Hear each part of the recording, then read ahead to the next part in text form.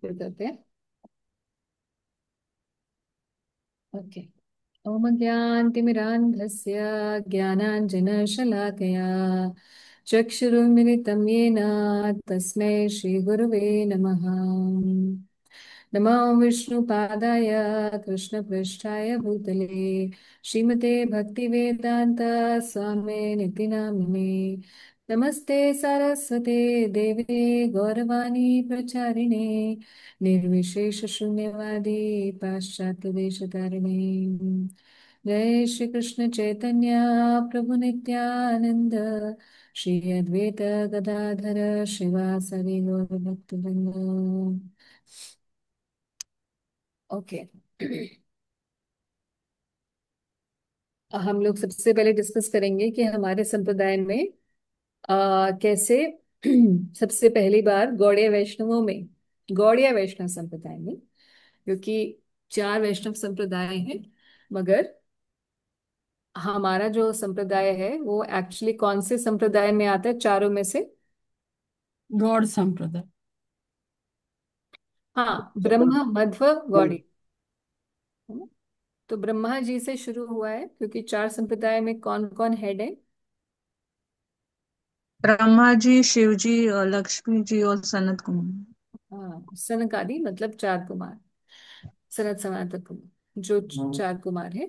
हमारा ब्रह्म संप्रदाय है, उसमें ब्रह्मा जी से नारद और ऐसे करके चेन, गुरु शिष्य परंपरा है। और उसके बाद फिर मध्व क्यों बोलते हैं? माधवेंद्रपुरी। मध्वाचार्य जी के लिए। माधवाचार्य जी। मध्वाचार्य जो है, आप जानते हैं कि जब शंकराचार्य जी आए थे और उन्होंने मतलब महादेव शंकराचार्य के रूप में आए और उन्होंने अद्वैतवाद का, इम्पर्सनल थ्योरी जो है, उसका उन्होंने प्रचार किया। तो उसके बाद वैष्णवों की संख्या कम हो गई थी, लोग अद्वैतवाद की तरफ जाना जाने लग गए थे। और उस समय जो उस काल में मोस्टली साउथ इंडिया के अंदर ये ज्यादा प्रचार हुआ। और चारों संप्रदायों के अलग अलग एक, ऐसे मान लीजिए कि जैसे प्रभुपाद जी आए तो हमारा संप्रदाय एकदम से उजागर हो गया, सब जगह फैल गया, है ना? तो Prabhupada is like you can say Shila Prabhupada was like another, he was not a ordinary acharya, he was a very special acharya who kind of re-established the glories of the संप्रदाय, है ना? तो एक नॉर्मल भी तो बहुत सारे आचार्य आए ही हैं इस लाइन के अंदर, मगर शिला Prabhupada was somebody very special. अब ये तो रिसेंट टाइम्स में हुआ, मगर उससे पहले की बात कही जाए, यानी कि आज से लेट्स से 600-700 ईयर्स पहले की बात की जाए, जब पूरा मायावाद और ये अद्वैतवाद फैल गया था, तब की बात की जाए, तो तब की बात कर रहे हैं तो एक second, I stop this share. तब की बात अगर हम करते हैं तो उस समय सभी संप्रदायों को दोबारा से पुनः उजागर करने के लिए कोई स्पेशल आचार्य आए। और हमारे संप्रदाय में वो कौन थे? मध्वाचार्य जी। तो जब मध्वाचार्य जी आए तो मध्वाचार्य जी ने एक पुनः इस संप्रदाय को एक जान दे दी इसके अंदर, और बहुत मठों की स्थापना की, बहुत प्रचार किया। और Dev he was a very special person, इसीलिए आप देखेंगे कि मध्वाचार्य जी का नाम ब्रह्मा जी के बाद मध्व सीधा आया, ब्रह्म मध्व गौड़ीय, है ना? यानी कि ब्रह्मा जी से शुरू हुआ चेन, मध्वाचार्य जी ने इसको पुनः इस सिद्धांत को स्थापित किया। जो हमारे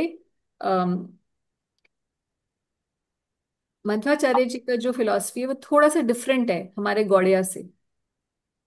वहां पर अचिंत्य भेद भेद तत्व की बात नहीं होती, उसका उसका तत्व अलग है, ऑल्दो इट इज सिमिलर। वहां पे बात होती है कि जीवात्मा और भगवान अलग अलग हैं, द्वैतवाद मान लीजिए उसको। हालांकि सभी संप्रदायों में द्वैतवाद के अलग अलग थोड़े थोड़े रूप हैं, बट मोटा मोटी बात यही है कि जीवात्मा और भगवान दो अलग अलग एंटिटीज हैं, दे आर नॉट सेम। क्योंकि अद्वैतवाद में क्या किया था, अद्वैतवाद में जो शंकराचार्य जी थे, उन्होंने क्या बता दिया था कि जीवात्मा ही भगवान है। अद्वैत, ये दो अलग अलग नहीं है।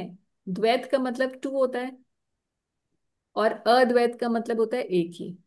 आप लोग अपना वीडियो ऑन कर सकते हैं तो दैट वुड बी राइट, क्योंकि मुझे ऐसा लगता नहीं तो मैं डब्बे के साथ बात कर रही हूँ। तो हाँ, तो अद्वैत मत का मतलब था अद्वैत, दो नहीं है एक ही है, जीवात्मा और भगवान एक ही है। तो वो एक मायावाद की तरफ फिलॉसफी चली गई, जो कि या इम्पर्सनलिज्म की तरफ, कि जीवात्मा भगवान में मिल जाती है, वैसे वाली फिलॉसफी आ गई। उसका खंडन करने के लिए चारों संप्रदायों में अलग अलग आचार्य है आए। जैसे कि हम जानते हैं कि श्री संप्रदाय में जो सबसे ज्यादा फिर पावरफुल आचार्य कौन से आए थे, रामानुजाचार्य, है ना। ऐसे ही हमारे संप्रदाय ने जो वापस से सब कुछ प्रचार किया और अद्वैतवाद का खंडन किया और दोबारा से संप्रदाय को इस्टेब्लिश किया, वो थे श्रीपाद मध्वाचार्य। इसीलिए आप देखेंगे कि मध्वाचार्य जी का जो ये जो अ, उडुपी वाला जो एरिया है, अगर आप जाएंगे वहां पे तो मध्वाचार्य जी का वहां पर आई थिंक कुछ डिवोटीज गए भी होंगे, इंद्रजीत प्रभु तो गए हुए हैं, है ना। तो मध्वाचार्य जी के जरूर दर्शन करने जाने चाहिए वहां पर हम लोग, क्योंकि हम उस संप्रदाय से और हमारे मेन आचार्य में है उनकी श्रेणी में। ऐसे ही निम्बार्क संप्रदाय में निम्बार्काचार्य हुए। तो उससे पहले इस संप्रदाय का नाम कुछ और था, मगर जब निम्बार्काचार्य आए तो ये निम्बार्क संप्रदाय बन गया। इतने पावरफुल वो आचार्य थे। ऐसे ही जो संप्रदाय रुद्र श्री संप्रदाय संप्रदाय। है, रुद्र संप्रदाय है, उसमें कौन आए रुद्र संप्रदाय में? विष्णु स्वामी थे माता जी। हाँ जी। तो विष्णु स्वामी जी आए और अब उसे वल्लभ संप्रदाय कहते हैं, क्योंकि उसके बाद वल्लभाचार्य जी ने इसको पुनः ग्लोरीफाई, मतलब पुनः इसकी प्रतिष्ठा स्थापित की। तो इसलिए हम इसके वल्लभ संप्रदाय भी कहते हैं, है ना। तो इस तरीके से ये जो चार बहुत स्पेशल डिवोटीज आए, आचार्य आए, जिन्होंने चारों संप्रदायों को बहुत अ, वापस से क्या कहते हैं कि वैष्णवता को उजागर कर दिया। आप देखेंगे जब आप मायापुर जाएंगे तो गंधर्विका गिरधारी मठ जो है, यानी कि जो जहाँ श्रीपाद भक्तिवेदांत सरस्वती ठाकुर जी का समाधि मंदिर है, वहां पर चारों संप्रदायों के इन्हीं चार आचार्यों की पूजा भी है। राधा, आप ध्यान है आपको, गए हैं, कौन कौन गए हैं मायापुर? माता जी कहाँ पे बता रहे हैं आप मायापुर में? चैतन्य मठ, जहाँ भक्तिवेदांत सरस्वती ठाकुर जी का समाधि मंदिर है। जी जी जी जी। और राधा गंधर्विका गिरधारी जी है ना, जो भक्तिवेदांत महाराज जी जिनकी वर्शिप करते थे, गंधर्विका गिरधारी। चैतन्य मठ जो शिवा सांगन से जाके आगे आता है, सेम अब मेन रोड पर। अब आप भूल गए हैं। इसमें थोड़ी ध्यान देंगे। आप मायापुर गए हैं माता जी सुधा माँ जी? जी गई हूँ। अच्छा, आपने दर्शन किए, जी। है ना। तो गंधारिका गिरिराज जी के दर्शन किए थे। तो आप भूल गए, आप भी भूल गए सब। मैं भी भूल गई। अरे भूल कैसे जाते हैं आप वहां पे? तो दैट इज इसलिए भक्ति सिद्धांत सरस्वती ठाकुर जी ने वहां पे चारों अपने ही सिर्फ आचार्य का नहीं, उन्होंने वहां पर वो किया। आप देखेंगे गंधर्विका गिरिधारी जी के दर्शन करेंगे तो उनके पीछे से सर्कल में जी। जो परिक्रमा है उसके सर्कल में चारों संप्रदायों के जो ये आचार्य, यानी कि निम्बार्काचार्य, विष्णु जी। स्वामी जी, और मध्वाचार्य हमारे संप्रदाय के, और उधर निम्बार्काचार्य, इन चारों का आप जो श्री विग्रह है देखेंगे और दर्शन करेंगे। अभी आप ऑनलाइन और बाद में। मुझे अब याद आ रहा है माता जी मेरे को, वो सर्कल में है, उसके चारों तरफ बने हुए हैं। हाँ जी, और फिर आप जब परिक्रमा देते हैं राधा गंधर्विका गिरधारी की, तो उसमें आप इनकी भी चारों की परिक्रमा देते हैं। तो so why he did that, because he wanted to establish कि ये चार संप्रदाय जो है मूल हैं, और ये चारों ने, इन चार आचार्यों ने पुनः स्थापित किया। तो ब्रह्म, मध्व, और ये मध्वाचार्य जी किसके इनकारनेशन है? वायु देव थे ना माता जी। हाँ, हाँ। आयु देखे तो एक्चुअली भीम जो है महाभारत में, भीम उनके ये इनकारनेशन है। इसीलिए इन्होंने महाभारत पर टीका लिखी सबसे पहले। ठीक है। तो आप ऐसे कड़ियों को जब जोड़ेंगे तो आपको बहुत इजीली ये क्लियर हो जाएगा। फिर ब्रह्म, मध्व और अब गौड़िया। गौड़िया का क्या मतलब है? जो गौड़ देश में यानी कि बंगाल वाला जो इलाका है, यहाँ पर जब गौड़ देश में प्रचार किसने किया? फिर नित्यानंद प्रभु और महाप्रभु ने। ये मेन प्रचार का एरिया इनका रहा। तो यहाँ पर इसी मध्व संप्रदाय को आगे फैलाया, मगर क्योंकि वो थोड़ा सा एरिया डिफरेंट है, लैंग्वेज डिफरेंट हो गया, प्लस जब श्री चैतन्य महाप्रभु ने स्वयं ये संप्रदाय स्वीकार करके यहाँ प्रकट हुए, तो महाप्रभु ने एक तत्व भी अलग दे दिया। वहां सिर्फ द्वैतवाद था कि जीवात्मा और भगवान अलग अलग है, जो तो हम भी मानते हैं कि जीवात्मा और भगवान अलग अलग हैं, राइट? क्या जीवात्मा भगवान भगवान है? Yes, no? पोर्शन है ना उनके। हाँ, तो मतलब सेम है क्या? हम भगवान हैं? क्या जीवात्मा भगवान है? नहीं, नहीं बस माता भगवान जी, तो नहीं भगवान है, नहीं है। भगवान लेकिन नहीं है। तो क्या वो भगवान से डिफरेंट है? यानी कि डिफरेंट हम अलग हैं और कृष्ण अलग है? We are part and parcel of Krishna, we are इसका मतलब, इंडिविजुअलिटी अलग है माता जी हाँ, हमारी। इंडिविजुअलिटी की बात हो रही है, तो इंडिविजुअलिटी हमारी और भगवान की अलग अलग है। यस जी मैम। माता जी। यस। यस। इसको द्वैतवाद कहते हैं। इसलिए आप देखेंगे, अगर आप अपने राधा पार्वती मंदिर में भी जाएंगे तो जय विजय क्या करते हैं? ऐसे ऐसी मुद्रा होगी। देखा है आपने?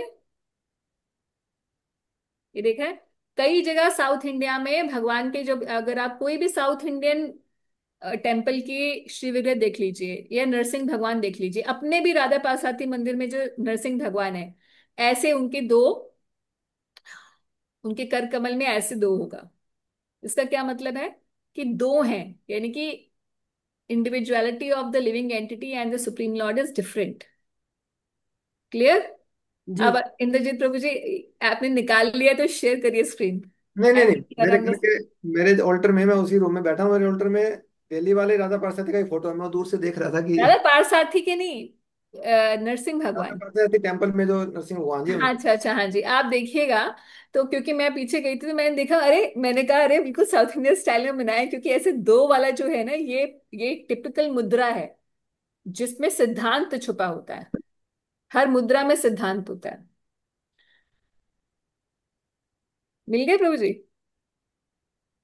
माता जी मुझे मिल गए, मैं दिखाती हूँ आपको। हाँ, प्रभु जी भी दिखा रहे हैं, और अच्छा। थोड़ा सा, हाँ, वी वांट क्लियर पिक्चर।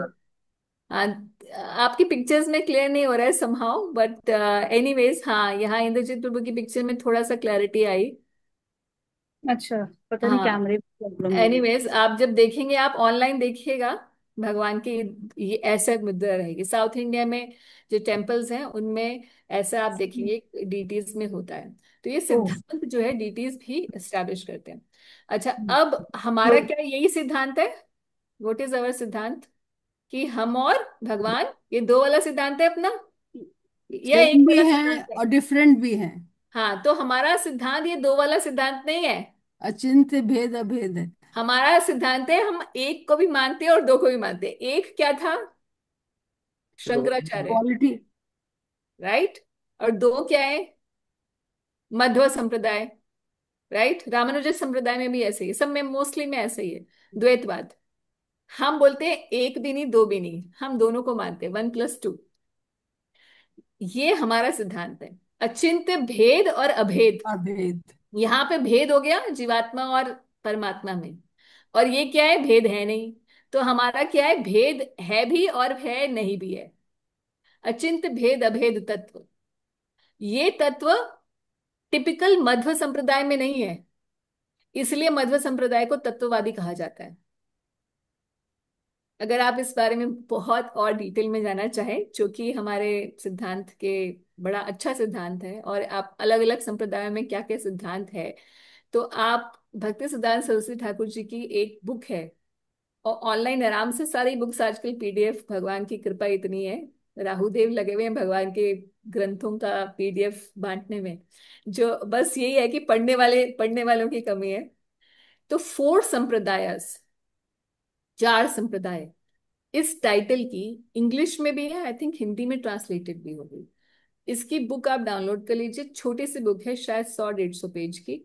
उसमें चारों संप्रदाय में एग्जैक्टली क्या फिलॉसफी है और क्या उसके नाम है, ये सब कुछ आपको डिटेल मिल जाएगी। अच्छा, anyways that was not the point why I started this whole discussion. मगर ब्रह्म मध्व गौड़ीय संप्रदाय, अब गौड़ीय संप्रदाय के अंदर महाप्रभु का मेन रोल है। तो हम क्या है, बाकी आचार्य पूर्ववर्तियों को तो मानते ही हैं, मगर मेन टीचिंग हम महाप्रभु की फॉलो करते हैं, राइट। तो हमारे यहाँ गौड़िया में सबसे पहली बार जब व्यास पूजा की गई, जब महाप्रभु ने एक व्यास पूजा ऑर्गेनाइज की, तो वो व्यास पूजा श्रीवास आंगन में हुई थी, जिसका डिस्क्रिप्शन चैतन्य भागवत में है। तो मैं उसको अभी लगाती हूँ, हम लोग उससे पढ़ेंगे, कुछ ही श्लोक पढ़ेंगे क्योंकि है तो बहुत लंबा chapter, but we will only stick to the portion जिसमें व्यास पूजा मना रहे हैं श्री चैतन्य महाप्रभु और नित्यानंद प्रभु। ठीक है, श्रीवास आंगन में चलते हैं और देखते हैं कि क्या हुआ था व्यास पूजा के दिन। Okay, can you see the screen? जी। तो हम लोग बीच में से शुरू कर रहे हैं, चैतन्य भागवत मध्य खंड 5वां अध्याय। आज के दिन भागवत जरूर पढ़नी चाहिए। तो भागवत पढ़ना क्यों जरूरी है? क्योंकि व्यासदेव जी का आज आविर्भाव है और उनका सबसे बड़ा कंट्रीब्यूशन जो है वो है श्रीमद् भागवतम।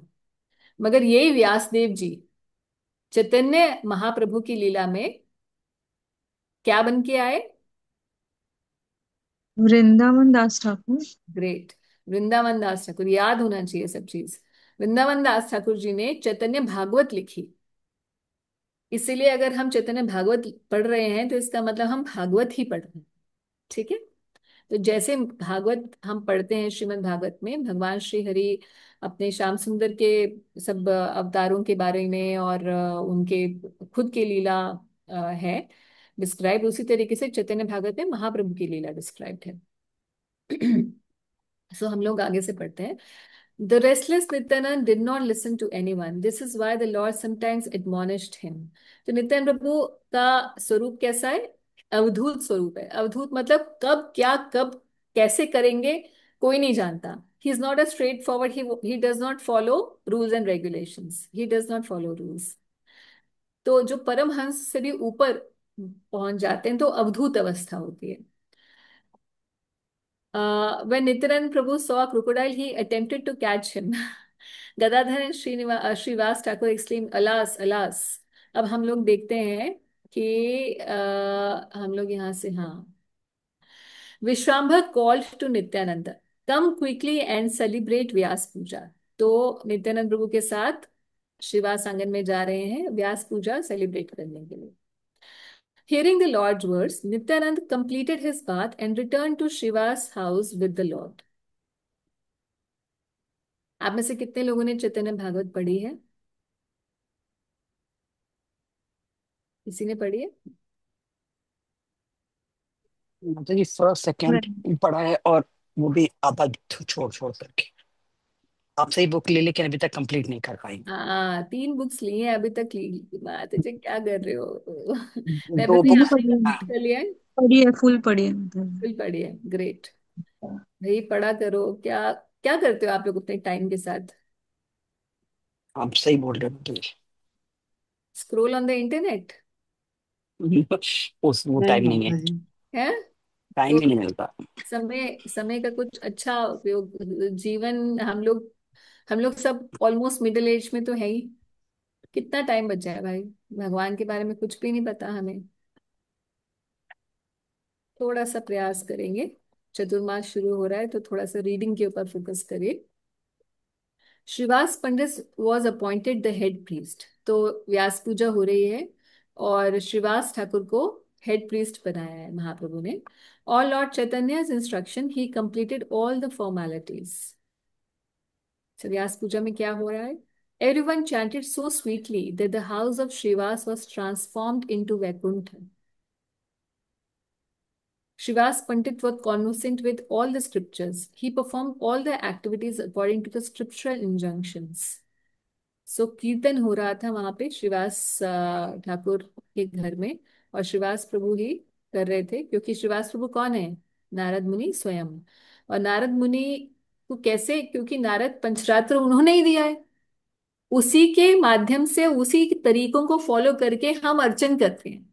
तो जो अर्चन पद्धति है वो नारद मुनि जी द्वारा ही आई है। और यहाँ नारद मुनि स्वयं ही खड़े हैं श्रीवास ठाकुर के रूप में अर्चन करने के लिए। He placed an attractive garland of forest flowers in the hand of Nityanand and spoke to him. तो सबसे पहले क्या होता है व्यास पूजा में? व्यासदेव जी को मालार्पण किया जाता है। तो उन्होंने नित्यानंद प्रभु को दिया, क्योंकि नित्यानंद, अच्छा महाप्रभु को क्यों नहीं दिया उन्होंने पहनाने के लिए व्यासदेव जी को? उनकी पदवी ऊंची है।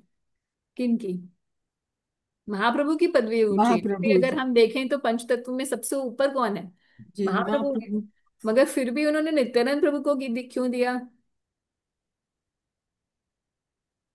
क्योंकि एज में नित्यानंद प्रभु बड़े हैं, क्योंकि वो बलराम हैं। तो अगर कृष्ण और बलराम दोनों खड़े हैं तो ज्यादा इज्जत किसको मिलेगी?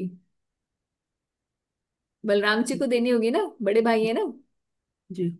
हाँ, तो इसीलिए नित्यानंद प्रभु को उन्होंने उनके हाथ में माला दी कि आप पहनाइए, क्योंकि सीनियर फर्स्ट है ना। O Nityananda, please listen. After reciting the appropriate mantras, offer this garland and your obeisances to Vyasadeva. तो पूजा पद्धति बताई कि चलिए जी अब माला अर्पण करिए व्यासदेव जी को। It is in injunctions of the scriptures that one should personally offer a garland to Vyasdev. For if Vyasdev is pleased, all your desires will be fulfilled. अच्छा, ये बता रहे हैं after hearing that Shivas said, after hearing what Shivas said Nityanand replied yes. हाँ हाँ, अभी करते हैं। मगर उनको याद ही नहीं आ रहा कौन सा मंत्र पढ़ना है। But he did not appear to know which मंत्र ही शुड रिसाइट। कुछ याद नहीं आ रहा नित्यानंद प्रभु को, क्योंकि हमेशा आवेश में रहते हैं, इन्हें कुछ याद ही रहता। He murmured something that no one could understand. While holding the garland in his hand, he looked around. इधर उधर देखने लग गए। अब नित्यानंद प्रभु से क्या हम एक्सपेक्ट करते हैं? नित्यानंद प्रभु जो है हमेशा प्रेम के आवेश में रहते हैं, हमेशा प्रेम के आवेश में। तो जो प्रेम के आवेश में होता है ना, वो एकदम सुध बुध खोया हुआ एकदम पागल के जैसा हो जाता है। और इसीलिए नित्यानंद प्रभु कभी भी एक जैसे नॉर्मल तरीके से बिहेव नहीं करते। उनका वो कब क्या करेंगे किसी को पता नहीं होता। तो नित्यानंद प्रभु इधर उधर देखने लगे, भाई कहाँ पहनाने, कौन सा मंत्र और किसको पहनानी है। और सामने डेफिनेटली उन्होंने व्यासदेव की श्री विग्रह होंगे, या ऐसे हम एज्यूम कर सकते हैं कि लीला में ऐसे ही चल रहा होगा, तभी तो गार्लैंड पहनाने के लिए बोला है नित्यानंद प्रभु को। अब इधर उधर देख रहे हैं, कुछ समझ नहीं आ रहा। There after the magnanimous Shrivas inform the Lord, your Shripad is not worshipping Vyas. तो किसको बोल रहे हैं? श्रीवास ठाकुर जी महाप्रभु को बोल रहे हैं कि देखो ये क्या है भाई, आपके श्रीपाद जो है, यानी कि श्रीपाद नित्यानंद प्रभु जी हैं, आपके श्रीपाद व्यास देव जी की पूजा ही नहीं कर रहे, क्या किया जाए? अच्छा, अब नित्यानंद प्रभु क्या करेंगे देखते हैं। On hearing Srivas's word, Lord Vishwamba quickly came before Nityanand. तो अपने भाई की इज्जत तो बचानी है ना, तो इसलिए आए नित्यानंद प्रभु के पास महाप्रभु। देखते हैं क्या बोलेंगे। प्रभु बोले, नित्यानंद सुना, सुनह वचन, माला दिए कर झाट व्यासेर पूजन है। झाटा, झाटा मतलब आई थिंक स्टार्ट करने के लिए होता होगा। झट हाँ, तो लॉ, हाँ जी, टू स्टार्ट विद, जल्दी से स्टार्ट करो। हाँ। O Nityananda, please hear me, quickly offer the garland and then worship Vyasadeva. ये करो, अब सब लोग खड़े हुए हैं। As Nityanand saw Lord Vishwamba standing before him, he offered the garland to him. तो नित्यानंद प्रभु ने क्या किया? व्यासदेव जी को गार्लैंड पहनाने की बजाय कहाँ पहना दी? हाँ प्रभु। महाप्रभु को। महाप्रभु को। महाप्रभु को गार्लैंड पहनाई। जो व्यासदेव जी के लिए गार्लैंड थी, वो व्यास पूजा उनकी ना करके उन्होंने किसको पहना दी? जो आदि गुरु हैं उनको। श्री श्रीपाद शंकराचार्य जी भी का भी जो एक बहुत सुंदर उन्होंने कृष्णाष्टकम लिखा है, तो उसमें आप देखेंगे हर एक लाइन के हर एक पद में लास्ट में क्या बोलते हैं? वंदे कृष्णम जगत गुरु। जबकि श्रीपाद शंकराचार्य जी ने तो खंडित किया था, है ना, पूरे हमारे सिद्धांत को, वैष्णव सिद्धांत को खंडित किया। कि नहीं नहीं, जीवात्मा एक ही है, कोई भगवान, तुम ही भगवान हो वाला प्रचार किया है ना। मगर फिर भी उन्होंने ही लिख के क्या बता रहे हैं कि अल्टीमेट गुरु जो है वो कौन है, श्री कृष्ण है। इसे श्रीपाद शंकराचार्य भी बोलते हैं। तो उसी तरीके से नित्यानंद प्रभु प्रेमावेश में है, और प्रेमावेश में भी वो सिद्धांत को एस्टैब्लिश कर रहे हैं कि व्यासदेव जी के भी पिताजी कौन है, यानी कि उनके भी मूल कौन है, श्री विश्वाम्बर महाप्रभु। तो यहाँ पर all expansions, incarnations, energies, and devotees are included within Lord Chaitanya Dev. Therefore, according to the consideration of two syllables, by worshipping Sri Chaitanya Dev, who is the original source of everything, all spiritual masters are automatically worshipped. Also, in describing the chain of disciplic succession, the scripture states Lord Brahma, the creator of the universe, became the disciple of the Supreme Personality of Godhead, Shri Krishna. Brahma's disciple was Narad, Narad's disciple was Vyas. The famous Madhvacharya personally received initiation from Vyasdev. तो व्यासदेव जी से मध्वाचार्य ने initiation ली थी। आप जानते हैं व्यासदेव जी का और भीम, इनका क्या आपस में रिलेशनशिप था? इसका भीम, व्यासदेव जन्म में, हाँ पहले जन्म में भीम थे। हाँ हाँ, तो व्यासदेव जी से क्या रिलेशन था भीम का? पोते थे ना व्यासदेव जी के। तो अच्छा। व्यासदेव जी के पुत्र हुए पांडु, हाँ धृतराष्ट्र हाँ, और सही। विदुर जी, राइट? Yes. याद आ गया? जी और उनके बेटे हुए भीम, पांडु महाराज के। तो व्यासदेव जी दादा लगे ना। जी। अब जब वो मध्वाचार्य के रूप में आए थे ना, आज से 600 साल के करीब पहले, यही भीम, तो मध्वाचार्य जी गए कहां पर दीक्षा लेने के लिए? सीधा व्यासदेव जी से दीक्षा लेने के लिए बद्रिक आश्रम में गए। और व्यासदेव जी उस समय भी, अभी भी प्रेजेंट है व्यासदेव जी यहाँ पर। और उस समय व्यासदेव जी के दर्शन करके उनसे दीक्षा लेकर आए। तो दैट्स सो स्पेशल। मतलब नॉट एन ऑर्डिनरी पर्सन, ऐसे कोई ऑर्डिनरी आचार्य नहीं। Madhvacharya disciple was exalted Padmanabhacharya. Padmanabha Acharya ji के डिसाइपल हुए नरहरि, उनके डिसाइपल माधव हुए। माधव जी के ऐसे आगे आगे आगे आगे चलते चलते चलते सब लंबा लंबा, फिर माधवेंद्रपुरी जी पे आए। माधवेंद्रपुरी जी के ईश्वरपुरी जी, अद्वैत आचार्य और नित्यानंद प्रभु, ये तीनों ही, यानी कि अद्वैत आचार्य, नित्यानंद प्रभु और ईश्वरपुरी, ये तीनों ही किसके डिसाइपल थे? माधवेंद्रपुरी जी के।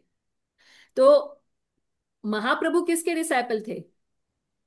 ईश्वरपुरी। ईश्वरपुरी। ईश्वरपुरी। तो एक्चुअल में अद्वैत आचार्य और नित्यानंद प्रभु उनके लिए क्या हो गए? चाचा गॉड। गुरु हो गए महाप्रभु के लिए। Hmm. क्लियर? Yes, yes. क्योंकि ईश्वरपुरी जी उनके गुरु थे महाप्रभु के। और ईश्वरपुरी जी और अद्वैत आचार्य और नित्यानंद प्रभु तीनों क्या हैं? गॉड ब्रदर हैं। Yes. God brother. Clear? Yes.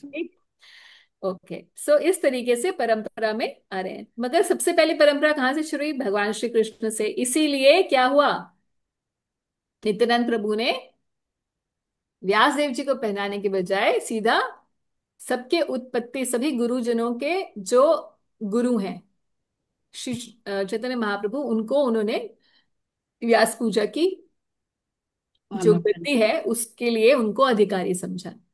The garland looked most enchanting upon the curly hairs of the Lord.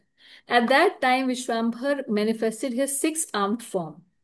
तो उसी समय क्या हुआ, महाप्रभु ने अपने षडभुज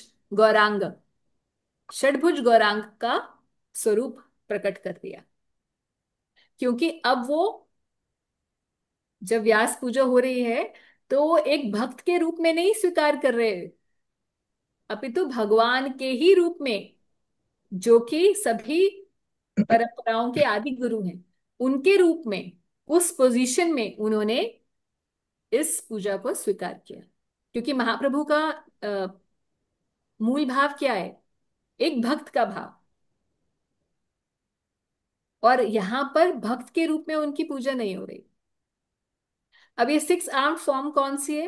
महाप्रभु के षटभुज रूप आप जानते हैं कौन सा रूप है? आपने देखा हुआ है महाप्रभु का षटभुज रूप? इससे पहले महाप्रभु ने षटभुज रूप किसको दिखाया था? सर्वम भट्टाचार्य। साभम भट्टाचार्य जी को। और उस रूप में कौन कौन सी सिक्स आर्म्स है ना, तो कौन कौन सी आर्म्स है? श्री हाँ राम जो है ना, बो एंड एरो। हाँ, दो तो श्री राम जी की हो गई, हाँ, दो कृष्ण। दो कृष्णा की मुरलीधर, और दो दो इनके चैतन्य महाप्रभु की, वो कमंडल इसमें और कमंडलो मंडल और है। माला। माला। Right? मगर ये वो वाला सिक्स आर्म फॉर्म नहीं है। ये छह अलग आर्म्स हैं इनकी। देखते हैं कौन सी आर्म्स है। शंख चक्र गदा पद्म श्री हलमूशल देखिया मूर्छित हैला निताय विह्वल। ऑन सीइंग द का, तो छह में क्या क्या धारण किए हुए हैं? ये छह आर्म्स में अलग ये षटभुज रूप है, जिसमें क्या क्या धारण किए हुए हैं? शंख चक्र गदा और पद्म, और श्री हल यानी कि बलराम जी वाला हल, और फिर मूषल। तो द प्लो एंड द मूषल being garlanded by Nityananda, Sri Chaitanya Dev displayed his six-armed form. In his six arms, he held the count, disc, club, lotus, plow, and mushal. Upon seeing this, Nityananda fell unconscious in ecstasy. As soon as Nitai saw the six-armed form, he fell unconscious to the ground with no symptoms of life. All the Vaishnava became frightened and prayed, "O Krishna, please protect him. O Krishna, please protect him." The son of Jagannath roared loudly and repeatedly slapped his sides. When Nityananda fell unconscious on seeing the six-armed form, Lord Chaitanya personally picked him up with his own hands and said, "O Nityananda, get up and steady your mind. Listen to the congregational chanting that you have begun." The kirtan for which you have incarnated to inaugurate is going on before you. What more do you want? Okay, so anyways the whole pastime keeps going. तो इस तरीके से पूरा लंबा है, क्योंकि chapter तो हम पढ़ नहीं रहे हैं पूरा। चैप्टर बहुत लंबा है कि आगे क्या क्या हुआ, और फिर उसके बाद कैसे कीर्तन होता है और उसमें क्या क्या होता है। तो ये गौड़ीय वैष्णव में पहली बार जब व्यास पूजा सेलिब्रेट हुई, तो इस प्रकार से नित्यानंद प्रभु को व्यास पूजा का पूजा करने का अधिकारी बनाया गया, अग्रगणी। मगर व्यास देव जी की पूजा ना करके उन्होंने सीधा श्री चैतन्य महाप्रभु की व्यास पूजा की। हमारे यहाँ पर हम लोग अपने गुरु के जो भी जिनसे हम जो हमारे गुरुजन होते हैं उनकी द्वारा हम व्यास देव जी की पूजा करते हैं। तो हम सीधे व्यास देव जी की पूजा नहीं करते, हम अपने गुरु की पूजा करते हैं। और जब हम अपने गुरु की पूजा करते हैं तो उसी दिन उनके माध्यम से उनको प्रतिनिधि मानते हुए पूरी परंपरा का, सिर्फ आइसोलेशन में हम लोग अपने गुरु की पूजा नहीं करते। यानी कि अगर मेरे को अपने गुरु महाराज की अगर बोला जाए कि क्या मैं अपने गुरु की ही पूजा कर रही हूँ, नहीं। व्यास पूजा के दिन मैं गुरु के द्वारा, गुरु को समक्ष रख के उनको सारे गुरु परंपरा का प्रतिनिधित्व करता हुआ ऐसा व्यक्ति है कोई मेरे सामने जो पूरी परंपरा का रिप्रेजेंटेटिव है, उनकी पूजा इस भाव से की जाती है। इसीलिए हम आज व्यास देव जी की पूजा प्रैक्टिकली नहीं करते, बल्कि अपने अपने गुरु के व्यास पूजा जब उनका आविर्भाव तिथि होता है उस पर करते हैं। और उसका रीजन यही है कि हम गुरु को आइसोलेशन में अपने गुरु की पूजा नहीं कर रहे होते, उस दिन हम पूरी परंपरा की पूजा कर रहे होते हैं गुरु के माध्यम से। हाँ, इसका ये मतलब नहीं है कि हम आज के दिन को स्पेशल नहीं मानते। आज के दिन भी हमें क्या करना चाहिए कि अपने जितने भी गुरु रहे हैं, यानी कि एक तो हमारे गुरु हैं जिनसे हम दीक्षा लेते हैं, उसके अलावा भी बचपन से हमारे बहुत सारे लोगों ने क्यूमुलेटिवली हम पर वर्क किया होता है। किसी से कुछ सीखा होता है तो किसी से कुछ सीखा होता है। फर्स्ट डे जब मंदिर आते हैं तो किसी से पूछते हैं, भैया मंदिर का रास्ता क्या है? तो हो सकता है रिक्शे वाले से पूछा होगा, है ना। कोई ऑटो वाला होगा जो लेकर आया होगा, किसी ने पॉइंट किया होगा, ये है, ये वाला मंदिर है ना। फिर किसी ने वहां पर माला आपको करनी सिखाई होगी पहली बार। फिर किसी ने एकादशी रखने का बताया होगा, राइट। तो बहुत सारे लोगों ने जोड़ जोड़ के हमें आज इस लेवल पर लेकर आए। तो आज के दिन हर भक्त को कृतज्ञता का भाव अपने हृदय में लेकर आना चाहिए कि भगवान का ये जो गुरु तत्व है, तो बहुत सारे तत्वों में से एक ये गुरु तत्व है। जैसे आ, कुछ तत्व ऐसे हैं जो बहुत सरल हैं समझ जाने, और कुछ तत्व ऐसे हैं जो बहुत डिफिकल्ट है समझने।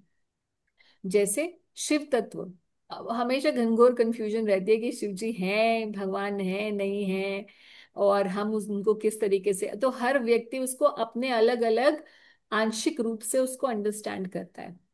उसी तरीके से गुरु तत्व जो होता है वो भी बहुत स्पेशल है, ये जनरली समझ में नहीं आता। ऐसे तो हम सोचते हैं हमारे गुरु ही हमारे गुरु हैं, इसमें तत्व को समझने की क्या बात है। मगर गुरु सिर्फ वही नहीं है जो हमें यहाँ दिखाई दे रहे हैं जिनसे हम दीक्षा लेते हैं। इसके अलावा भी गुरु होते हैं। गुरु वो भी है जिसने बचपन में हमें बोलना सिखाया तो हम आज नाम जप कर पा रहे हैं। गुरु वो भी है भाई जिसने पहली बार माला दी थी, या जिसने रास्ता दिखाया था मंदिर का, वो भी पथ प्रदर्शक गुरु है। और उसके बाद फिर चैत्य गुरु हैं जिन्होंने ये प्रेरणा दी हमारे हृदय में कि हमें भगवान के रास्ते में चलना चाहिए। और हम जब भी कुछ गलत करते हैं, और आज भी जब हम सुबह उठने के हमें लगता है अरे नहीं आज तो बहुत आलस आ रहा है, तो अंदर से एक आवाज आती है कि नहीं तुम्हें करना चाहिए। तो ये अंदर से कॉन्स्टेंटली गुरु एक बैठकर आवाज दे रहे हैं। तो चैत्य गुरु भी हैं हमारे अंदर, उन्हें भी हमें इक्वली, वो भी हमारे गुरु हैं। और फिर बहुत सारे ऐसे भक्त होते हैं जिनसे हम मिलते हैं, जो हमें कंट्रीब्यूट करते हैं, हमें कुछ कुछ शिक्षा देते रहते हैं, तो वो शिक्षा गुरु भी होते हैं। मगर शिक्षा गुरु जो होता है, ये वर्ड को लूजली नहीं लेना चाहिए, बिल्कुल भी लूजली नहीं लेना चाहिए। हमारे यहाँ एक बहुत ही जनरल तरीके से शिक्षा गुरु बोल दिया जाता है, जो कि बहुत ही फिलोसफिकली गलत है। अगर हम गौड़ीय वैष्णव हैं वाकई सही मायनों में, तो हमें इस तरीके से लूजली शिक्षा गुरु के वर्ड को बिल्कुल भी यूज नहीं करना चाहिए। जस्ट बिकॉज कि किसी की हम क्लास में जाते हैं या कोई हमारा काउंसलर है, तो हम वो हमारा शिक्षा गुरु हो गया, बहुत ही ये क्या है, नासमझी की बात है। ऐसा बिल्कुल भी नहीं सोचना चाहिए। ठीक है। और विद इन इस्कॉन सोसाइटी कई बार हमारी ये हमसे पूछ लिया जाता है कि जी आपके कौन शिक्षा गुरु हैं, ऐसे कैजुअली पूछ लिया जाता है ना। अब इसमें दो अलग अलग बातें हैं। एक तो हो सकता है हम कि मैनेजरियली किसी को रिपोर्ट कर रहे हों, यानी कि हम मंदिर में किसी का हम सेवा करते हैं और किसी से जुड़े हुए हैं जिन्होंने हमें सेवा दे रखी है, वो हमारे शिक्षा गुरु नहीं होते। वो सिर्फ हमारी मैनेजरियल अथॉरिटी होती है।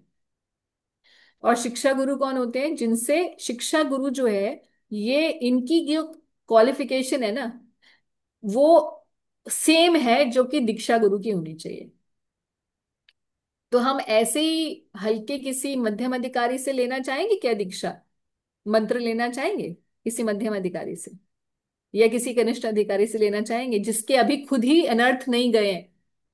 लेना चाहेंगे आप लोग ऐसे भक्त से आप दीक्षा लेना चाहेंगे? कोई नहीं लेना चाहेंगे, है ना। हम लोग चाहते हैं कि हमें ऐसे गुरु मिलें जो खुद भगवान के ऐसे भक्तों जो स्वरूप सिद्ध हों, जो खुद उत्तम अधिकारी हों। तभी तो वो हमें उत्तम अधिकारी बना पाएंगे। सेम क्वालिफिकेशन शिक्षा गुरु की होनी चाहिए। उससे नीचे वाले जो है ना, उनको शिक्षा गुरु नहीं बोलना चाहिए। फिर हम सिद्धांत को उल्लंघन कर देते हैं। और ये सिद्धांत कहाँ लिखा है? चैतन्य चरितामृत में लिखा हुआ है कि गुरु के कितने कितने प्रकार हैं। एसेंशियली हमारी जो ये सोसाइटी है, इस्कॉन सोसाइटी, और उससे पहले भी हमारा पूरा संप्रदाय, उसमें शिक्षा ज्यादा इंपॉर्टेंट है दीक्षा से। तो माता जी हालांकि अभी हम हमको लोग, कैसे पता लगे हम हमारे शिक्षा गुरु कौन है फिर? नहीं आप खुद स्वीकार करेंगे, ऐसे थोड़ा ना कि जो भी आपको जिसकी क्लास में जा रहे हो वो शिक्षा गुरु हो गया। यही तो मैं बताना चाह रही हूँ प्रभु जी। ओके। आप खुद से बनाएंगे किसी, अगर मान लीजिए कि आपको कोई ऐसा लगता है कि हाँ ये तभी भी हो सकते हैं शिक्षा गुरु जब आपके दीक्षा गुरु प्रेजेंट है, और उनके जाने के बाद भी हो सकते हैं, और उससे पहले भी हो सकते हैं, दीक्षा लेने से पहले भी आपके कोई हो सकते हैं। मगर that person has to be of that stature जो आपको जन्म मृत्यु संसार से निकाल सके, ऐसा भक्त जिसकी गाइडेंस में आप भक्ति में आगे बढ़ सके। जैसे फॉर एग्जाम्पल अगर हम देखें कि रघुनाथ दास गोस्वामी, रघुनाथ दास गोस्वामी के गुरु कौन थे? ये तो नंदन आचार्य से, ठीक है। मगर अगर आप हमारी डिसिप्लिक सक्सेशन देखेंगे तो उसमें क्या आ रहा है? उसमें जो भगवत गीता में डिसिप्लिक सक्सेशन दी गई है, फर्स्ट पेज पे परिचय है ना, वहां पर हमारा शिक्षा प्रणाली, हमारा गुरु परंपरा का। तो रघुनाथ दास गोस्वामी की के गुरु कौन बताए गए हैं? वैभवी आपने देखा है क्या अभी? रूप गोस्वामी। ओके, उनके कौन बताए गए हैं? रूप गोस्वामी, जबकि वो उनके गुरु तो है ही नहीं। But we never question this कि ऐसा क्यों लिखा है। फिर उसके बाद उनका कविराज गोस्वामी का नाम है रघुनाथ दास गोस्वामी के बाद, जबकि कविराज गोस्वामी के भी वो शिक्षा गुरु ही हैं, दीक्षा गुरु नहीं है। तो हमारी परंपरा जो प्रभुपाद जी ने शुरू में परिचय दिया है परंपरा का, उसी में ही शिक्षा प्रणाली दे रखी है, दीक्षा प्रणाली नहीं दे रखी। मगर आजकल हम ये सोचते हैं कि जिससे हम दीक्षा देते हैं बस वही हमारा गुरु है। तो उस समय भी आप देखिए रघुनाथ दास गोस्वामी यदुनंदन आचार्य जी से उन्होंने मंत्र जरूर लिया, मगर शिक्षा सारी किससे ली? रूप गोस्वामी से ली। और उससे भी पहले उन्होंने शिक्षा कहाँ से ली? स्वरूप दामोदर गोस्वामी से ली, जब महाप्रभु ने उन्हें उनके सपुर्द कर दिया था कि आप इनसे समझिए भक्ति में आगे बढ़ने का। तो आप समझिए कि उस लेवल के व्यक्ति को आप खुद आग्रह करके, जैसे आप गुरु से जाके खुद आग्रह करते हैं ना कि मुझे आपसे दीक्षा चाहिए, ऐसे ही हम शिक्षा के लिए आग्रह करते हैं कि हमें आपसे शिक्षा चाहिए, या मैं आपको शिक्षा गुरु के रूप में स्वीकार करता हूँ, please help me move ahead in spiritual life. तो हम हर अरे गहरे या just because somebody has knowledge of the scriptures, सिर्फ नॉलेज ऑफ स्क्रिप्चर्स पे तो नहीं, उसकी प्योरिटी पे देख के हम उससे संबंध बनाते हैं ना गुरु डिसाइपल का। या हम सिर्फ देखते हैं कि किसको बहुत अच्छी नॉलेज है, कौन बहुत अच्छा प्रवचन कर सकता है। तो बड़ी एक्सटर्नल क्वालिटीज हैं। क्या स्कॉलरशिप से भगवान मिलते हैं? तो इतने सारे हम शास्त्रों में ये पढ़ते हैं कि भगवान को किसी भी यज्ञ से दान से तपस्या से ज्ञान से प्राप्त नहीं किया जा सकता, केवल भक्ति से प्राप्त किया जा सकता। इसीलिए इस बात को स्टैब्लिश करने के लिए भक्ति सिद्धांत सरस्वती ठाकुर जी ने, जो कि खुद उस समय के इतने प्रकांड पंडित हुआ करते थे, मगर उन्होंने सो कॉल्ड, अगर मेटीरियली देखा जाए तो अनपढ़ थे, गौर किशोरदास द्रविड़ जी महाराज, उनसे उनसे जाकर शरणागति स्वीकार की, इसी बात को एस्टैब्लिश करने के लिए कि आप स्कॉलरशिप मत देखिए, आप व्यक्ति का भजन, उसका आचरण, उसकी इंटरनल प्योरिटी और उसका भगवान से कनेक्शन देखिए। और अगर हमें ये समझ नहीं है कि अभी हमें हमें क्या पता कौन, भक्ति सिद्धांत महाराज तो देख सकते थे क्योंकि वो खुद ही इतने महान थे, तो उनको दिख गया कि कौन प्योर है उतना। तो अपनी सोसाइटी में भी, एटलीस्ट हमारी सोसाइटी ये हमें फैसिलिटी देती है कि गुरुजनों की पदवी पर बहुत सोच विचार के बहुत सारे लोगों को रखा गया है। फिर हम उस कैटेगरी के लोगों को अप्रोच करें। हम ये नहीं कि हाँ माता जी आप मेरे शिक्षा गुरु हो, प्रभु जी आप मेरे शिक्षा गुरु हो, और वो जो सो कॉल्ड शिक्षा गुरु है वो अपने अभी खुद ही अनर्थों से लड़ रहा है, फिर आपको कहाँ से उठा लेगा? ठीक है, so we have to be very reasonable with the choice of the words, because these words, ये सिर्फ, कई बार सोचते हैं भक्त के हाँ ठीक है मैं उनको शिक्षा गुरु ऐसे नहीं मानता हूँ, मगर अब बोलने के लिए तो बोलता हूँ शिक्षा गुरु, क्योंकि थोड़ा आदर देना है ना। तो होता क्या है कि हम फिर हमारे माइंड में ना एक सटल इंप्रेशन हो जाता है कि मेरे ये शिक्षा गुरु है, भले आप सिर्फ आदर देने के लिए बोल रहे हो, मगर आपके मन में ये है, जब भी आपसे कोई पूछेगा आपके शिक्षक गुरु, तो आप उन फटाक से आपको जबान पे उन्हीं का नाम आ जाएगा। और फिर क्या होगा कि आपके माइंड में जब ये सब चीजें चलती रहती हैं, तो आपके जो सटल इंप्रेशंस हैं, फिर आप जब भी क्वेश्चंस कुछ पूछने जाओगे तो आप उन्हीं के पास जाओगे। और वो भक्त हो सकता है कि खुद ही अभी इतना आगे बढ़ा हुआ ना हो जो आपको उंगली पकड़ा के आगे लेके जा सके। तो ऐसा व्यक्ति, फिर हम उनको क्या बोले? तो that can person can be a counsellor, he can be a, जैसे गुरु महाराज बोलते थे कि he is a monitor in the class. ये वर्ड गुरु महाराज के, he is not the teacher himself, he is the monitor of the class. So मैं शायद इस बात को बहुत बार पहले भी बता चुकी हूँ, मगर आज क्योंकि गुरु पूर्णिमा है तो इस बात को दोबारा से बोलना मुझे लगा कि इम्पोर्टेंट है।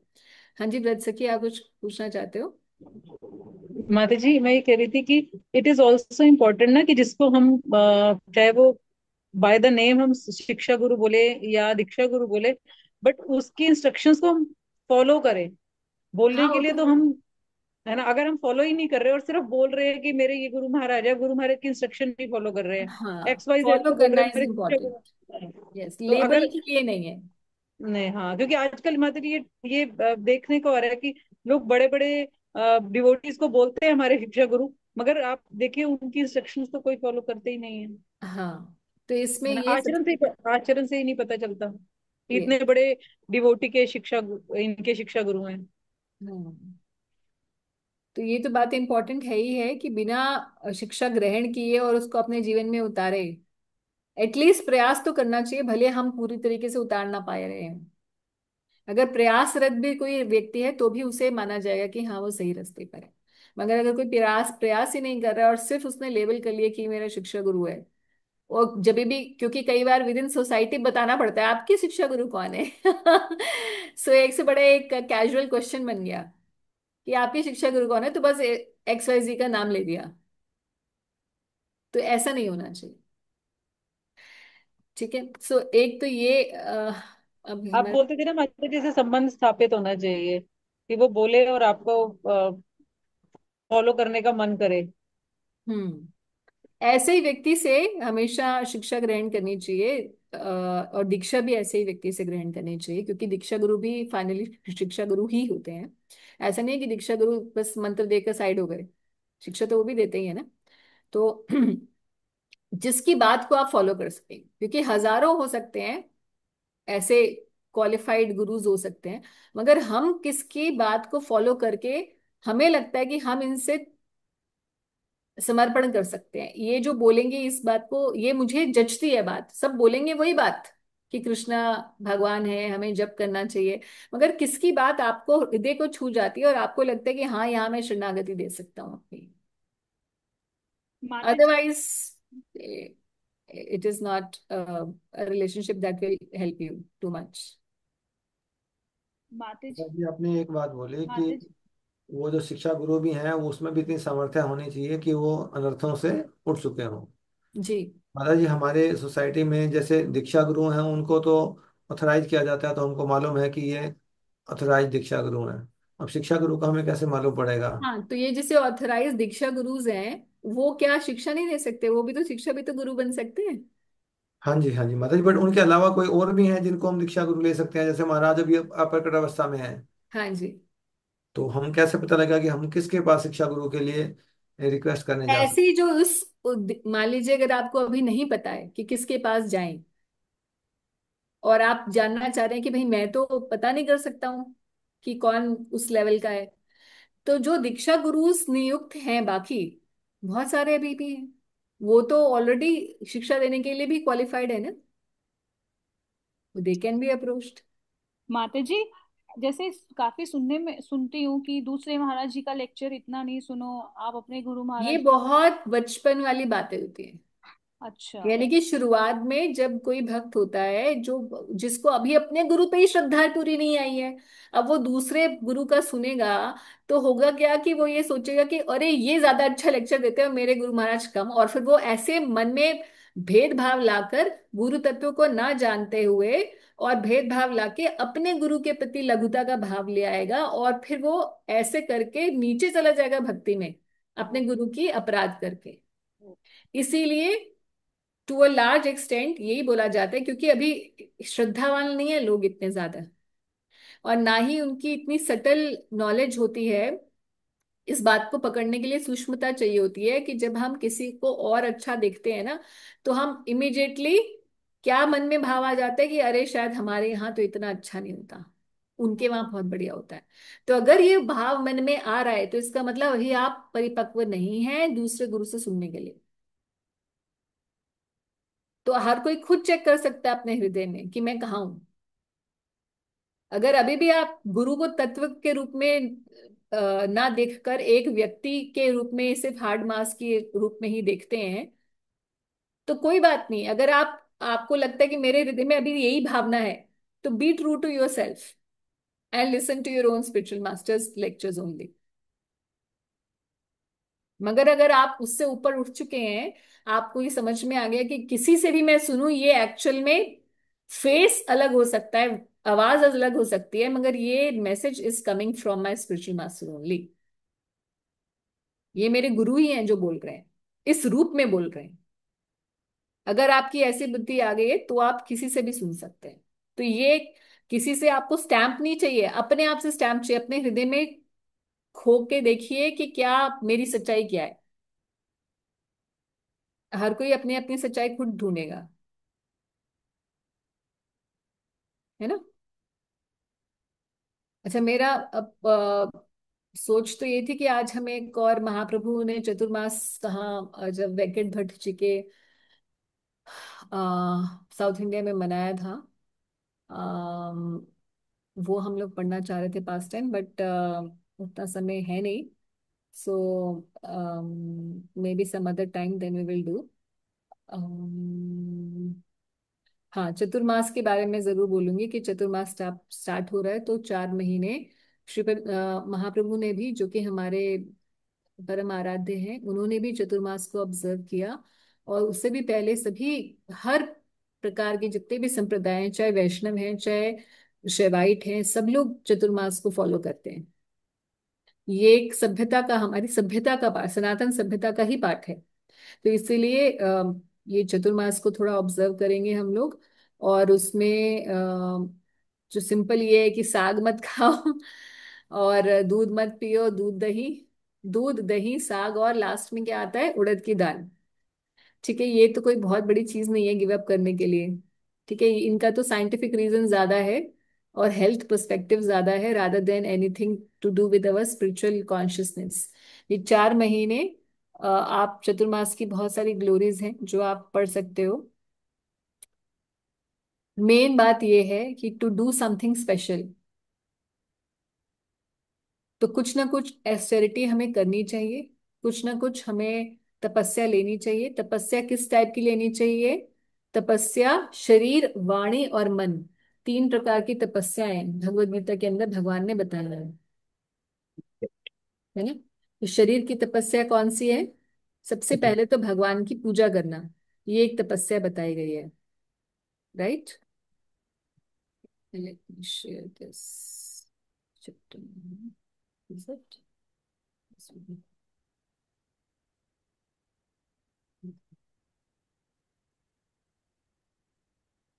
चैप्टर 17 खोलिएगा भगवत गीता का। इसमें 3 श्लोक आते हैं जिसमें भगवान austerity of mind, austerity of speech, austerity of body consists in worshipping the Supreme Lord, the Brahmanas and the spiritual master, and superiors like father and mother, in cleanliness, simplicity, celibacy and non-violence. इन सब में से आप देखिए कि आपको किस में सबसे ज्यादा प्रॉब्लम है। हो सकता है कि कोई वर्शिप ही नहीं करना चाहता, कुछ भक्त होते हैं बोलते हैं अरे ये पूजा वूजा करना हमें अच्छा नहीं लगता, हमें तो सिर्फ नाम जप करना अच्छा लगता है, और अल्टीमेटली नाम जप ही सब कुछ है, पूजा क्यों करे, अर्चना नहीं। दिस इज एन ऑस्टेरिटी, इससे हम अपने शरीर की शुद्धि करते हैं। इस शरीर, इस वहीकल शरीर से ही तो हम भगवान का भजन कर सकते हैं। अगर यही शुद्ध नहीं होगा, शुद्धता की बहुत जरूरत है, मानसिक शुद्धता और शारीरिक शुद्धता, ये दोनों आपस में इसका तालमेल है। इसीलिए आप देखेंगे कि हमेशा भक्तों के लिए ये नियम है कि कम से कम 2 बार स्नान करना चाहिए। वैसे तो 3 बार स्नान का नियम है, मगर कम से कम minimum twice one should take bath. तो शारीरिक स्वच्छता, शुद्धता रहेगी तो मन में भी शुद्धता का भाव आता है, सत्व गुण बढ़ता है।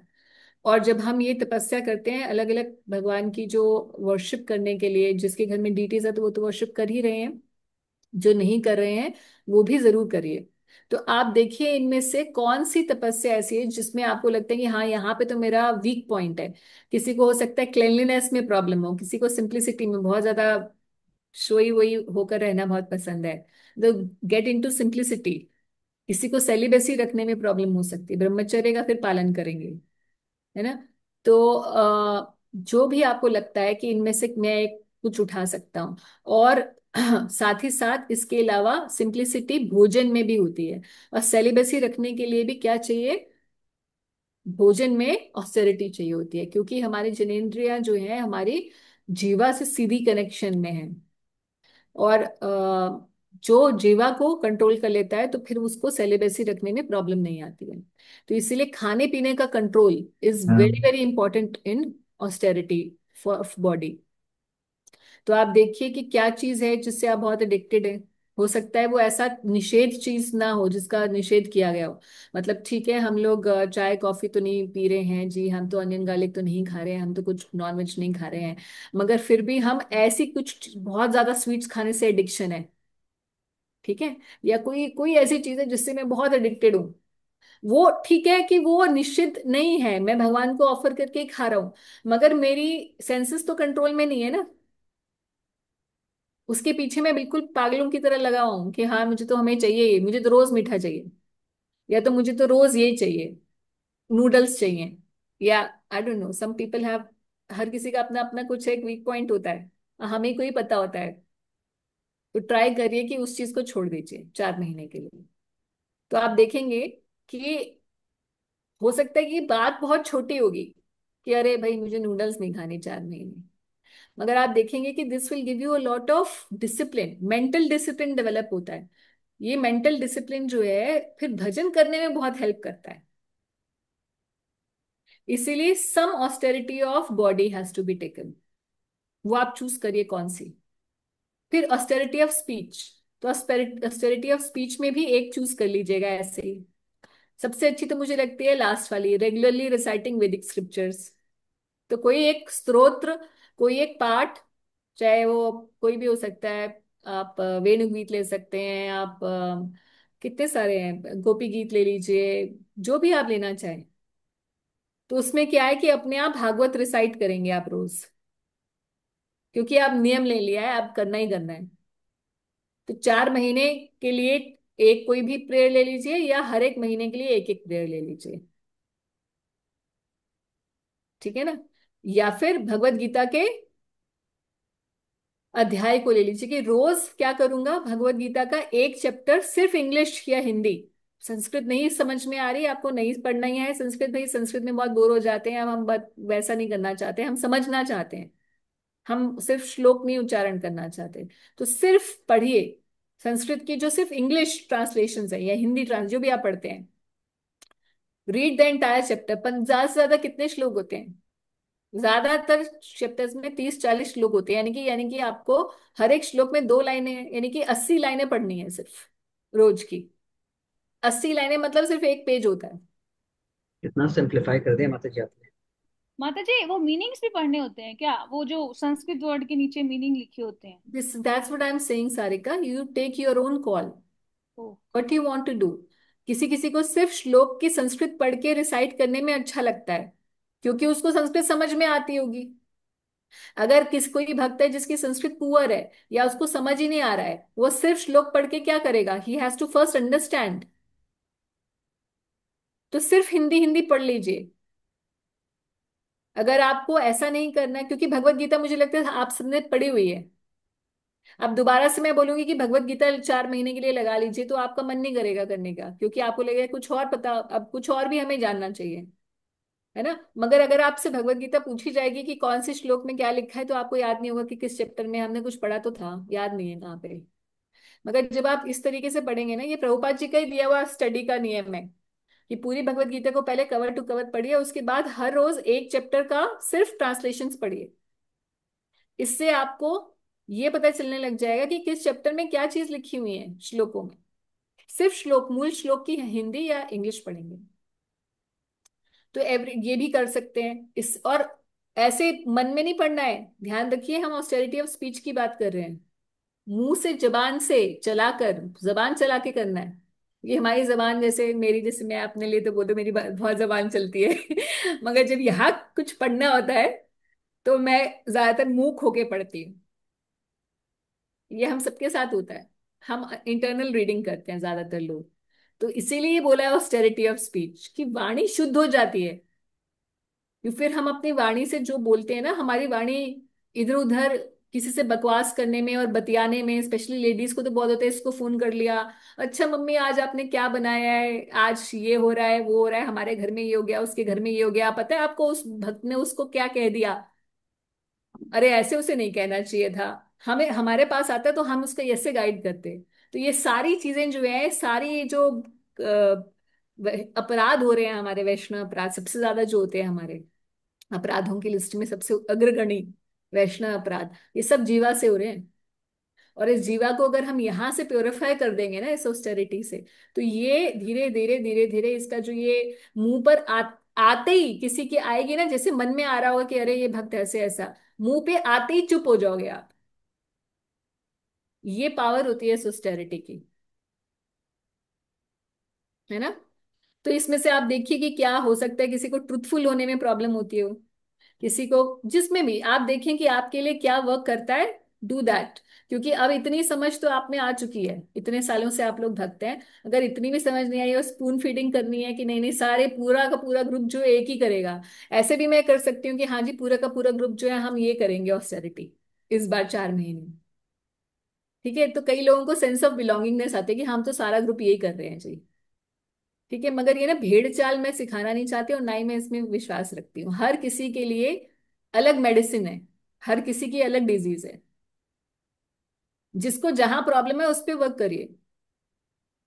और लास्ट क्या है, मन की satisfaction, simplicity, gravity, self control and purification of one's existence are the austerities of mind. तो purification of one existence through chanting the holy name, ये तो हम लोग कर ही रहे हैं।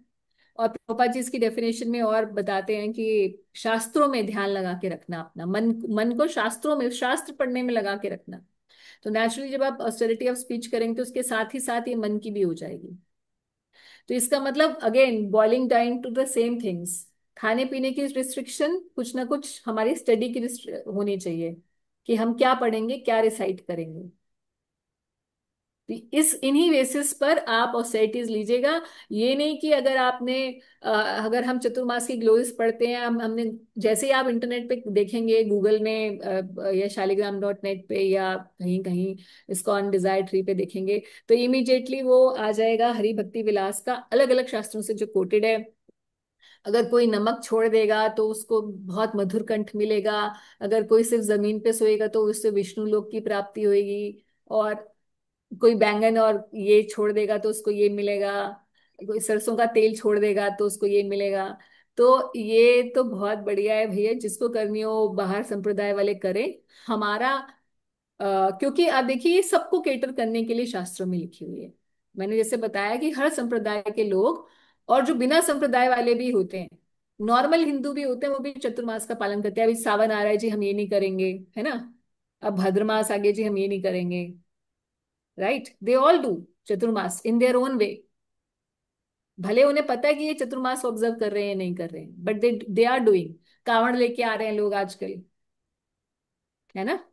तो ऑल आर डूइंग। तो ये सब बातें सबके लिए लिखी गई है। हमें क्या करना है, हम अपने ग्रंथों से, हमें हमारा पर्पस सिर्फ कुछ प्राप्ति कर लेने का नहीं है, हमारा पर्पस तो है भगवान की प्राप्ति करने का है। उसके लिए क्या जरूरी है, सेंस कंट्रोल। सेंस कंट्रोल कैसे आएगा, इस इन ऑस्टेरिटीज से सेंस कंट्रोल आएगा। जीवा वेगम वाचो वेगम, ये सब कुछ हमारा इसमें कवर हो जाएगा। और उसके साथ साथ फिर इसके अलावा भजन के लिए सोचिए कि हाँ, austerity is one wheel of the entire thing, the other wheel, गाड़ी दो पहियों पे चलेगी।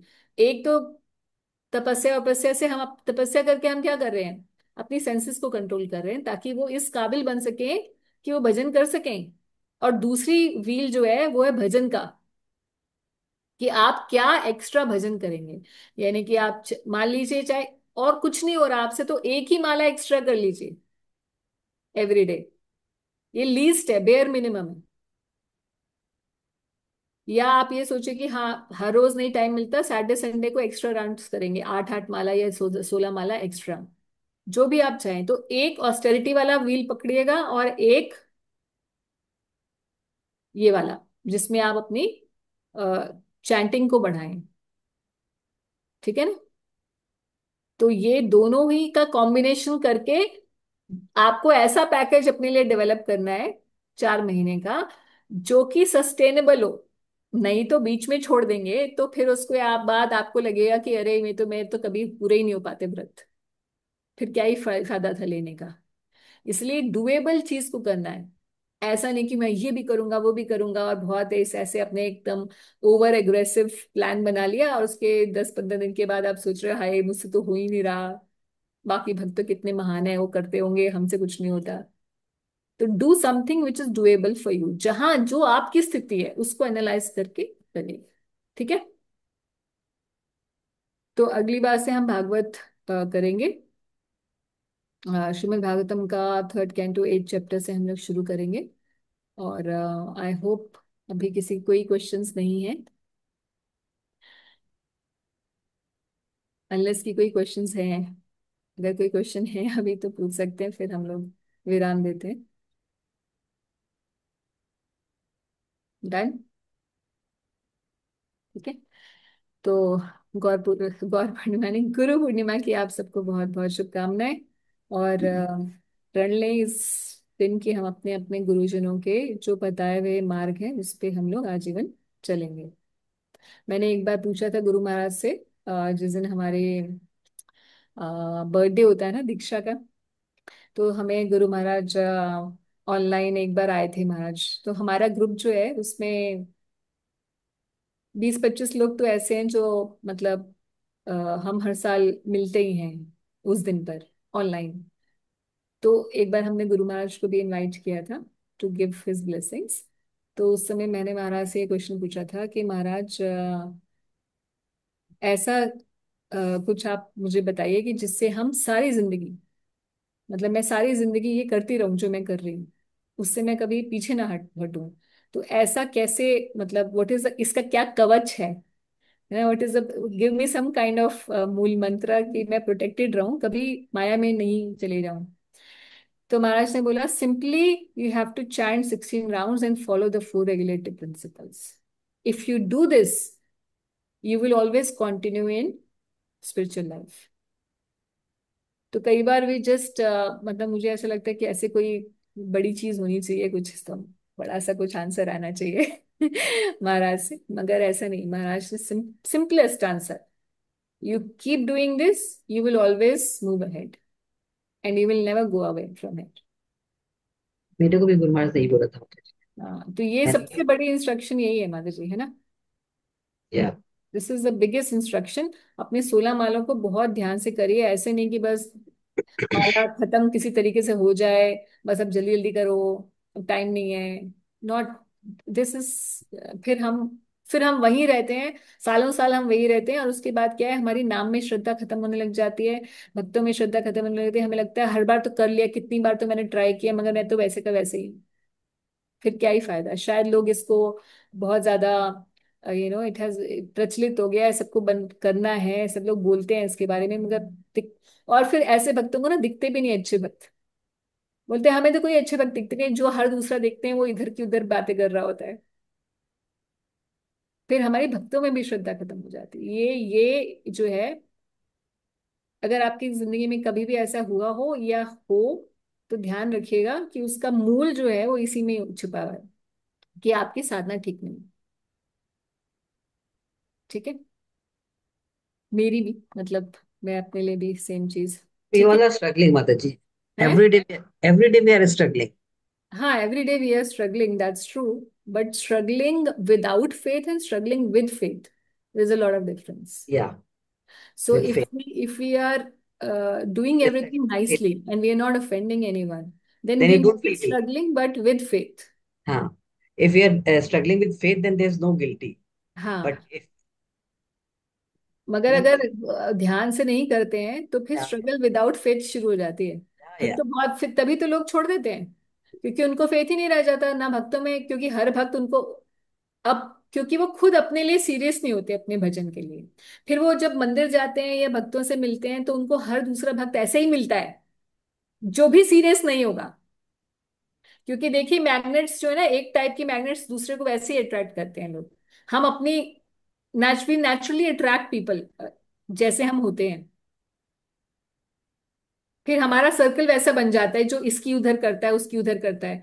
एक बार कोई अच्छा भक्त होगा ना, उसकी कोई, उसके सामने कोई ऐसा इधर उधर की बात करने वाला आ जाएगा, तो इमीडिएटली पीछे हट जाएगा कि नहीं भैया, इससे तो मुझे दोस्ती नहीं करनी, कल को मिलेगा तो दूर से नमस्कार कर दूंगा।